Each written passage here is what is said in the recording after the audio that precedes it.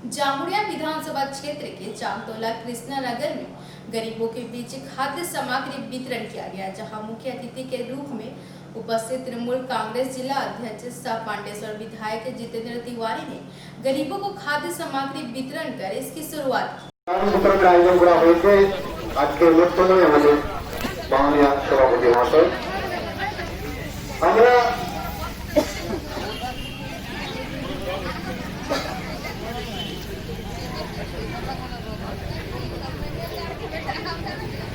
প্রথমে আমরা বরণ করে নিচ্ছি, তোমার সঙ্গে আমরা বরণ করবো শুরু করবো।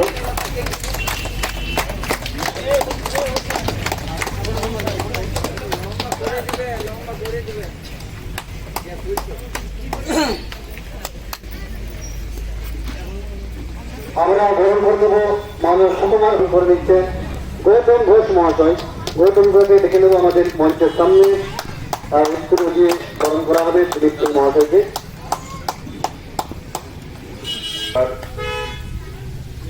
मंच पे उपस्थित हमारे ब्लॉक में हमारे पार्टी के कन्वीनर सिद्धार्थोदा, इस ब्लॉक में हमारी महिला सभापति पॉलिटी, block core committee member Suku, block youth president तथा core committee member Dinesh, block core committee member Laltuda, SP का हमारा प्रेसिडेंट अनुरोध सिंह जी, हमारे कोर कमेटी के मेंबर लतीफा काजी जी, और भी जो लोग यहाँ पर हमारे पार्टी के जो लोग हैं। ये कोयली बंद हुए बहुत दिन हो गया, लेकिन हमारी पार्टी बार बार लड़ाई करती, अभी भी कोयली के क्वार्टर में कम से कम लाइट रहे, पानी रहे, इसकी व्यवस्था हम लोगों ने की। लेकिन दिल्ली में जो बीजेपी सरकार है, वो जो नया कानून ला रही है, ये कानून पास हो जाने के बाद धीरे धीरे 1 साल 2 साल 3 साल के अंदर कोल इंडिया के अंदर जो भी कोयली है सब खत्म हो जाएगा। और जब सब कोयली खत्म हो जाएगा तो स्वाभाविक रूप से कोयली की जो संपत्ति है, इसके जो क्वार्टर है जहां आप लोग रहते हैं, ये भी धीरे धीरे खत्म हो जाएगा। फिर देखने वाला कोई आदमी नहीं रहेगा। जब चुनाव आता है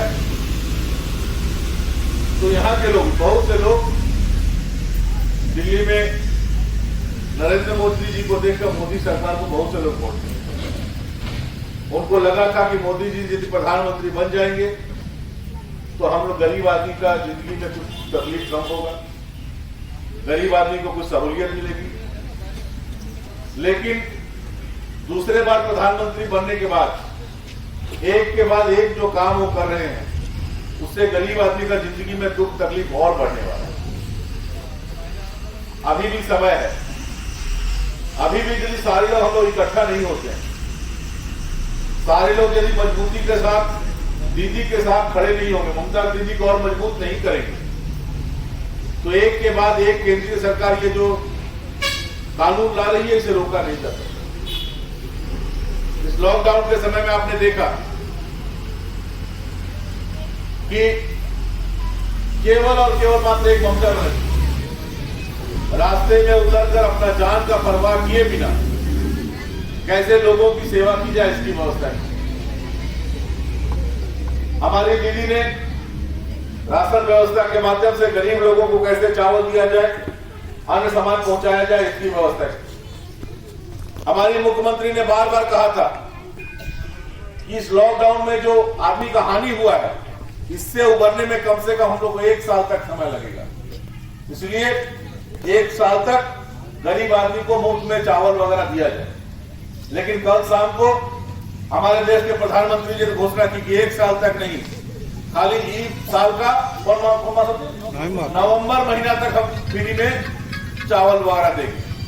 लेकिन उसका 1 घंटा के अंदर ममता बनर्जी घोषणा कर दी कि सारा भारत में जो तुम जो काम करते हो करो, हम अपना पैसा से, राज्य सरकार का पैसा से अगला साल का जून महीना तक पूरा एक साल तक हर गरीब आदमी को मुफ्त में चावल दिया जाएगा। रेशन व्यवस्था के माध्यम से जो राशन मिलता है वो दिया जाएगा।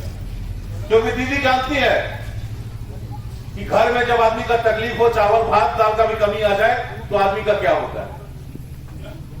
मैं केवल आपसे ये बात, चुनाव नहीं है, चुनाव का कोई भाषण भी नहीं हो रहा है, लेकिन एक बात मैं आपसे अनुरोध करना चाहूंगा कि हमारी जिम्मेदारी है कि हम सारे लोग अभी सब पार्टी होती भूल जाना है।